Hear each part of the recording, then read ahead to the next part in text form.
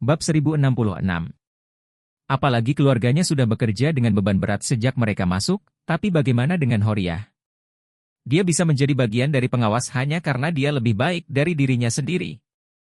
Jadi, dia memandang Horiah, tidak marah, lalu mengertakkan gigi dan mengutuk. Beberapa wanita benar-benar tidak tahu malu. Tidak ada salahnya tidur dengan supervisor untuk keuntungan sekecil itu. Ketika Horiah mendengar dia mengejek dirinya sendiri, dia secara alami penuh amarah dan mengutuk, "Lian, kamu harus berhati-hati ketika kamu berbicara denganku, jika tidak, berhati-hatilah karena aku akan menghentikanmu makan besok." Ketika Lian mendengar ini, dia menjadi sangat marah. "Horiah, apa yang akan kamu lakukan? Apakah Anda tidak tidur dengan supervisor? Anda berpikir bahwa jika Anda memiliki dia sebagai pendukung, saya tidak berani melakukan apapun kepada Anda. Tunggu aku bermain. Bosan denganmu, apakah kamu masih akan sama saat itu?" Horiah sangat marah hingga ia berkata, "Lian, menurutku keluargamu tidak ingin menjadi lebih baik. Percaya atau tidak, besok aku akan menambah jam kerja harianmu dari 16 jam menjadi 20 jam. Keluargamu akan kelelahan sampai mati." Ketika Lian mendengar ini, dia sangat marah. "Horiah, apakah kamu memiliki hati nurani yang kuat? Karena kamu, aku dan keluargaku berakhir seperti ini. Bukan hanya kamu tidak bersalah, kamu bahkan menyuruhku untuk datang. Kamu bukan manusia." Horiah berkata dengan suara dingin, "Jangan bicara padaku di sini. Anda setuju untuk bekerja sama dengan saya demi uang. Jika Anda ingin menghasilkan uang ini, Anda harus menanggung risiko di baliknya. Mengapa Anda mengandalkan saya?" Lian mengertakkan gigi, "Tidak peduli siapa yang kau andalkan, jika bukan karena dirimu, aku dan keluargaku sedang makan panas dan pedas di Orous Hill. Bagaimana mungkin menderita kejahatan ini?" Horiah berkata dengan nada menghina, "Ini membuktikan bahwa kamu tidak memiliki hidup yang bahagia. Anda ditakdirkan untuk hidup di tempat pembakaran batu bara kecil ini dalam hidup Anda. Entah Anda akan kelelahan di sini, atau tungku batu bara kecil akan menghancurkan Anda sampai mati di dalam sumur. Bawah, singkatnya, Anda tidak akan bisa berdiri dalam hidup Anda." Ketika Lian mendengar ini, dia menjadi marah. Pemilik band, yang telah bekerja sangat keras di Makau selama bertahun-tahun, menabung sejumlah uang dan kembali ke Orous Hill untuk mempersiapkan kehidupan lansia, tetapi Horiah memintanya untuk menyiapkan satu set untuk Elaine. Set ini tidak masalah. Tambang batu bara datang, lalu dia hidup dalam kegelapan dan neraka, jadi bagaimana mungkin dia tidak membenci Horiah di dalam hatinya? Mendengarkan perkataan Horiah sekarang, seluruh tubuhnya sudah frustasi. Dia merasakan otaknya kesemutan untuk beberapa saat, jadi dia mengambil segenggam kait besi dari tanah, yang khusus digunakan untuk menarik batu bara, dan melambai ke arah Horiah. Horiah tidak menyangka wanita bau ini berani memukulinya. Dan dia memindahkan kait besinya segera setelah dia muncul. Dia sangat ketakutan sehingga dia marah dan melarikan diri, tetapi dia mulai agak terlambat, jadi kait besi menangkap betisnya. Pengait besi bahkan bisa mengait di batu bara keras, belum lagi dagingnya. Horiah hanya merasa kailnya seperti kail ikan, menusuk daging betisnya, lalu terasa nyeri yang menusuk. Membuatnya terhuyung dan jatuh ke tanah. Saat ini, betisnya berlumuran darah dan tampak menakutkan. Horiah ketakutan. Dia tahu betul di dalam hatinya bahwa segala sesuatu di tungku batu bara kecil ini sangat kotor, dan kait besi itu berkarat dan jelaga. Dia tidak tahu berapa banyak bakteri yang ditembus olehnya dan menginfeksinya. Selain itu, Lian di depannya jelas telah kehilangan akal sehatnya, dan ancaman bagi dirinya sendiri cukup besar. Jadi dia buru-buru berteriak, "Lian, kamu berani menyentuhku, kamu ingin hidup." Lian memiliki mata merah saat ini dan mengertakkan giginya dan berkata, "Kamu telah melukaiku sampai ke titik di mana aku sekarang, sehingga aku akan tetap dalam kegelapan seumur hidup, dan kamu juga mati bersamaku." Setelah itu, dia dengan kasar menarik kait besi dari betisnya, dan kemudian dia akan mengaitkannya di wajahnya. Bab 1067. Saking ketakutannya, Horiah berguling beberapa kali di tanah karena takut kail besi benar-benar mengenai wajahnya. Benda itu terlihat sangat menakutkan, mungkin bisa menarik perhatiannya. Tapi kaki Horiah terluka. Bahkan jika dia bisa menghindari Lian untuk 2 kali pertama, Lian telah mengejarnya dan memukulinya. Menurut postur ini, cepat atau lambat dia akan dianiaya oleh Lian. Horiah hendak kabur, tapi tiba-tiba kakinya sakit dan dia jatuh ke tanah. Ketika dia pulih, Lian bergegas, mengambil kail besar dan membantingnya langsung ke kepalanya. Saat ini, Horiah tidak bisa menghindar lagi. Dia menutup matanya dengan putus asa, berpikir bahwa dia sudah mati hari ini. Tetapi pada saat ini, beberapa kendaraan Toyota yang sombong tiba-tiba masuk. Lampu mobil yang menyilaukan langsung mengenai wajah Lian, dan sekelompok orang melompat keluar dari mobil. Salah satu dari mereka menunjuk Lian dengan pistol. Apa-apaan ini? Letakkan kait itu. Lian terkejut dengan pertempuran ini. Bagaimanapun, dia telah bekerja di kasino Macau selama bertahun-tahun.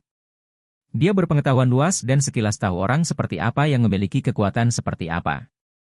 Meskipun penjaga keamanan dan pengawas tambang batu bara hitam itu mengerikan, mereka tidak memiliki senjata. Kelompok orang ini sepertinya sedikit lebih besar. Jadi dia menggigil dan melemparkan kait besi ke tanah. Kali ini, seorang pria paruh-baya gendut berwajah penuh berjalan ke arah wajah Horiah, membuka foto dari ponselnya dan melihat ke arah Horiah, lalu menatap Horiah, dan bertanya, "Kamu Horiah?" Horiah mengangguk panik, "Saya." "Kamu siapa?" Pria paruh-baya itu mengangguk dan berkata dengan ringan, "Halo, Nyonya Wilson, perkenalkan diri saya. Saya dari keluarga Wu di Suzhou. Nama saya Tian Song.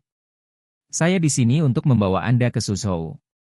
Horiah bingung dan dengan hati-hati berkata, "Halo, Tuan Tian Song.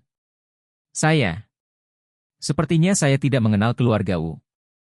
Tian Song berkata dengan hampa, "Tuan muda, kami tahu bahwa Anda diadu di sini oleh Charlie, jadi dia secara khusus meminta saya untuk datang dan menyelamatkan Anda. Tuan muda, kami ingin memberitahumu sesuatu, dan kemudian membiarkanmu bertemu keluargamu."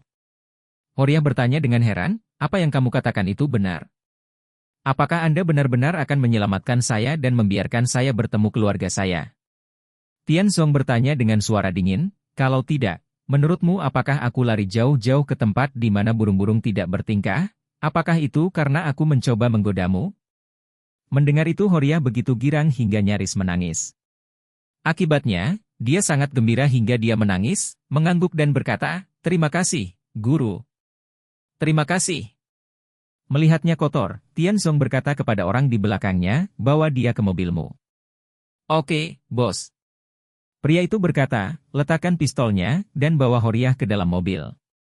Pada saat ini, seorang pria di ruangan itu keluar dengan mengumpat, memaki dengan sangat tidak nyaman, "Apa yang kalian lakukan? Wanita saya, juga, apakah Anda membawanya pergi? Serahkan dia padaku." Tian Song mengerutkan kening dan bertanya, "Siapa kamu?" Pria ini adalah pengawas kiln batu bara hitam ini. Saat bos tidak ada di sini, dia adalah kaisar bumi di sini. Jadi dia dengan arogan berkata, "Saya adalah pengawas keamanan di sini. Apakah Anda datang kepada saya untuk memimpin orang dan menyapa bos kita, Li? Beritahu Anda, bos kami Li sangat kuat di sini." Tian Song berkata dengan dingin, "Bukankah bosmu memanggilmu? Memberitahu Anda bahwa tempat ini telah dibeli oleh tuan muda kita." "Lelucon!" Supervisor dengan dingin berteriak, "Bos Li benar-benar menjual tempat ini. Dia pasti akan memberitahuku. Saya pikir kalian bermaksud buruk. Ingin menangkap wanita itu?" Bab 1068. Tian Song memandang Horiah dan bertanya, "Ada apa? Apakah kamu wanitanya?" Horiah menangis dan berkata, "Tidak, saya dipaksa oleh dia." Tian Song memandang supervisor dan berkata dengan dingin, "Karena dia tidak mengakui bahwa dia adalah wanitamu, maka kamu tidak boleh main-main dengan saya di sini." Selama kurun waktu tersebut, pengawas yang dilayani oleh Horiah itu sudah sangat gembira. Dia tidak lebih dari topi tua pedesaan, yang pernah mengalami lady putih dan lembut seperti ini dari kota, jadi dia sudah lama kecanduan Horiah. Sekarang melihat orang-orang ini ingin mengambil Horiah, dia tentu saja tidak bahagia 10,000. Jadi dia berkata dengan dingin, "Saya tidak peduli tentang apa yang Anda miliki atau apa yang tidak Anda miliki, apa yang mengecewakan, saya akan memberitahu Anda lagi, dia adalah wanita saya." Tian Song mendengus dingin, "Ini adalah kematianmu sendiri, jadi jangan katakan aku tidak memberimu kesempatan." Setelah dia selesai berbicara, dia segera mengeluarkan pistol hitam dari pinggangnya, mengarahkan pistolnya ke pengawas, dan menarik pelatuknya tanpa ragu-ragu. Dengan keras, lidah api menyembur dari moncongnya, dan peluru langsung menembus ke dahi pengawas. Pengawas yang masih sombong barusan berubah menjadi mayat dalam sekejap. Horia sangat ketakutan hingga dia berteriak, tetapi Lian memiliki sedikit kegembiraan di matanya. Dia merasa bahwa dia memiliki kesempatan untuk bertahan hidup. Jadi dia buru-buru berkata kepada Tian Song, "Kakak laki-laki ini, kami juga ditawan di sini, tolong bawa kami pergi juga." Mendengar ini, Horia buru-buru berkata, "Jangan bawa dia. Dia hampir membunuhku." Tian Song memandang Horia dan bertanya, "Apakah wanita ini musuhmu?" Horia segera mengangguk dan berkata, "Ya, dia adalah musuhku, dan dia akan membunuhku." Lian gelisah dan buru-buru berkata, "Horia, jangan bicara omong kosong. Kapan saya akan?" Sebelum Lian selesai berbicara, suara tembakan tiba-tiba terdengar. Horia terkejut, dan lagi, Tian Song mengangkat pistolnya saat ini, dan moncongnya ternyata menghadap Lian. Dan Lian yang masih berbicara barusan, wajahnya sudah penuh darah saat ini, dia membeku beberapa saat, dan kemudian jatuh ke tanah dengan benturan. Tian Song benar-benar menembak Lian sampai mati. Horia tidak menyangka bahwa Tian Song bahkan akan membunuh dua orang dalam sekejap mata, dengan gemetar ketakutan. Dan anggota keluarga Lian tiba-tiba meratap dan bergegas menuju tubuhnya. Mereka tidak menyangka bahwa Lian, yang barusan masih hidup, sudah terpisah dari mereka. Tapi mereka tidak punya pilihan. Mereka tidak berani membalas dendam dari Tian Song dan Horia, sehingga mereka hanya bisa menangis dengan jenazah. Tian Song tidak terlalu memperhatikan keluarga di depannya. Dia berbalik dan berkata kepada adik-adik di sekitarnya, pesawat sedang menunggu di bandara. Ayo pergi. Horia yang kaget langsung masuk ke dalam mobil yang mendominasi. Tian Song juga masuk ke mobil saat dia datang. Ketika mobil berbalik, dia membuka jendela dan menunjuk ke keluarga Lian. Selama keluarganya bergegas maju, dia akan segera membunuh. Untunglah keluarga Lian sangat ketakutan hingga tidak berani pindah. Segera setelah itu, konvoi pergi dari tambang batu bara hitam di gunung dan menuju ke bandara setempat. Bab 1069. Tempat pembakaran batu bara hitam tempat Horiah berada, terletak di Provinsi Jin di barat Laut Cina, yang merupakan provinsi yang kaya akan cuka dan bos batu bara. Jaraknya 1 atau 2.000 km dari Suzhou di Tenggara. Jika Anda ingin langsung pulang, akan memakan waktu setidaknya 1 hari 1 malam. Tuan Muda Roger mendesaknya lebih mendesak, jadi dia langsung mengirim jet pribadi Wu. Butuh konvoi hampir 3 jam sebelum melaju keluar dari gunung yang dalam dan hutan tua dan tiba di bandara setempat. Di apron bandara saat ini, sebuah pesawat Gulfstream milik keluarga Wu telah diparkir. Horiah tidak pernah menyangka akan menjadi jet pribadi untuk membawanya ke Suzhou. Tian Song membawanya ke pesawat. Ketika dia melihat interior mewah seperti istana di dalam, matanya hampir hilang.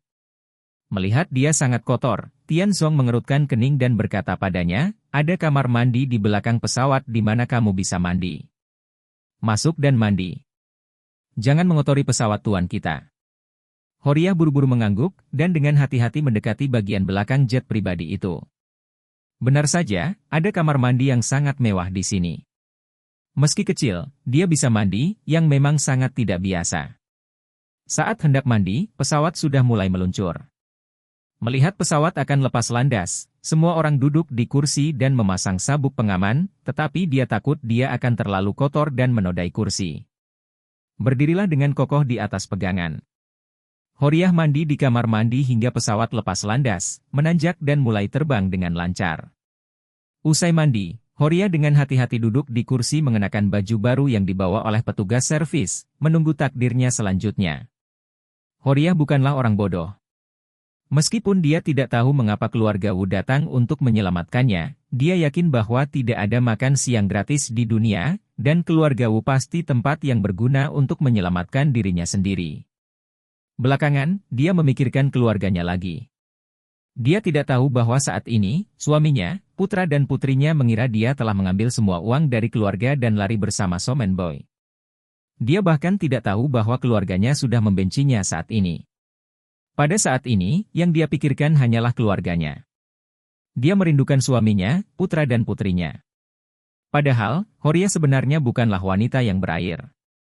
Dia dan Noah telah bersama untuk waktu yang lama, dan mereka selalu ingin menjalani kehidupan yang baik di rumah dan tidak pernah memiliki hati yang ganda.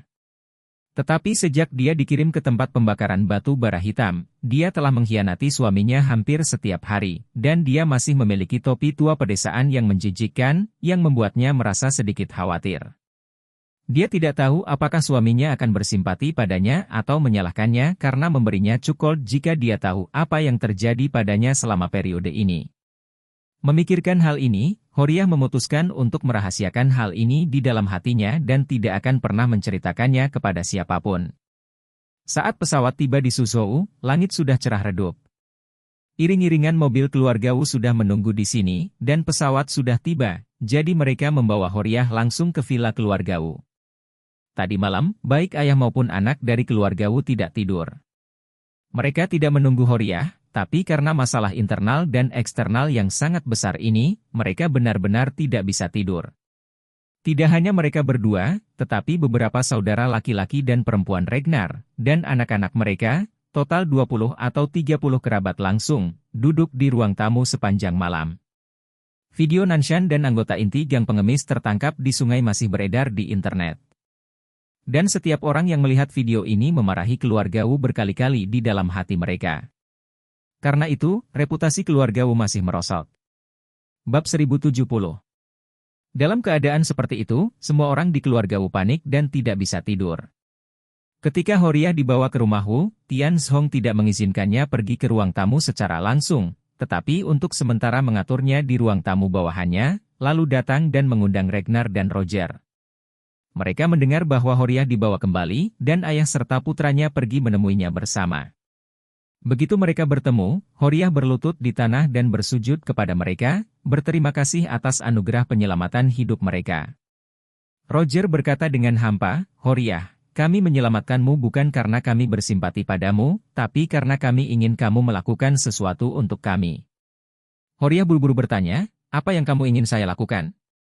Roger mengertakkan gigi dan berkata, saya tahu bahwa Anda memiliki kebencian dengan Charlie, dan saya juga memiliki kebencian dengan Charlie, dan kami berbagi kebencian yang sama. Saya akan menanyakan satu kalimat, apakah Anda ingin membalas dendam pada Charlie? Horiah berseru dengan marah, si brengsek Charlie hampir membunuhku dan membuatku menderita. Saya ingin menghancurkannya menjadi beberapa bagian. Roger mengangguk puas dan berkata, itu bagus. Kalau begitu, aku akan membiarkanmu kembali ke Aurous Hill. Tugasmu adalah melakukan segala kemungkinan untuk membalas dendam pada keluarga Charlie dengan kekuatan penuh. Horiah setuju tanpa ragu, bahkan jika Roger tidak mengatakan apapun, begitu dia punya kesempatan untuk kembali, dia pasti akan membalas dendam pada Charlie. Setelah setuju, Horiah tidak bisa menahan diri untuk bertanya, ngomong-ngomong Pak Ragnar, Bapak tahu suami saya, anak perempuan saya dan ibu mertua saya, bagaimana situasinya sekarang? Roger mencibir, mereka sekarang sengsara. Mereka dibawa ke pusat penahanan oleh Charlie beberapa waktu lalu, dan mereka belum dibebaskan. Ah? Tanya Horiah dengan gugup saat mendengar seluruh keluarganya masuk rutan, ada apa? Apakah mereka baik-baik saja? Kapan mereka bisa keluar? Roger berkata, alasan mengapa mereka memasuki pusat penahanan adalah karena mereka telah diperbaiki oleh Charlie. Kurasa mereka seharusnya sangat membenci Charlie sekarang. Horiah bertanya dengan gugup, Tuan. Wu, bisakah kamu membebaskan keluargaku?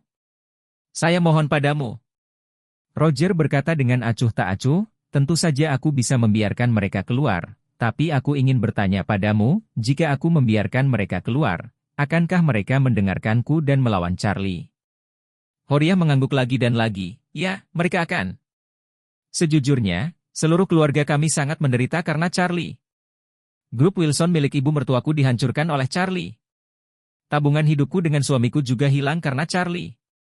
Anak laki-laki saya seharusnya menjadi pewaris dari grup Wilson, tetapi pada akhirnya dia tidak memiliki apa-apa dan menjadi kain, berkat dia. Putri saya seharusnya menikah dengan keluarga Aurous Hill King dan menjadi menantu perempuan, tapi setelah keluarga raja bermain dengannya, mereka pensiun darinya. Itu juga hantu Charlie sialan. Saat membicarakan hal ini, Horiah sangat marah hingga seluruh tubuhnya hampir roboh dan gemetar hebat. Pada saat ini, dia secara emosional tidak terkendali, dan dia putus asa dan menangis, saya dikirim ke tambang batu bara yang gelap itu. Setelah kehidupan yang begitu lama di neraka, hidup lebih buruk daripada kematian setiap hari, dan aku hampir bunuh diri beberapa kali, dan itu semua karena Charlie. Sialan. Keluarga kami tidak berbagi semangat yang sama dengannya. Roger dan ayahnya Ragnar saling memandang. Mata itu dipenuhi dengan kegembiraan. Pakan meriam yang mereka inginkan adalah seseorang yang memiliki permusuhan mematikan dengan Charlie. 5 anggota keluarga Wilson semuanya adalah musuh bebuyutan Charlie. Selama mereka dibawa keluar dan dikirim di bawah hidung Charlie, Charlie pasti akan merasa tidak nyaman. Mereka adalah anggota pertama kelompok umpan meriam yang ideal.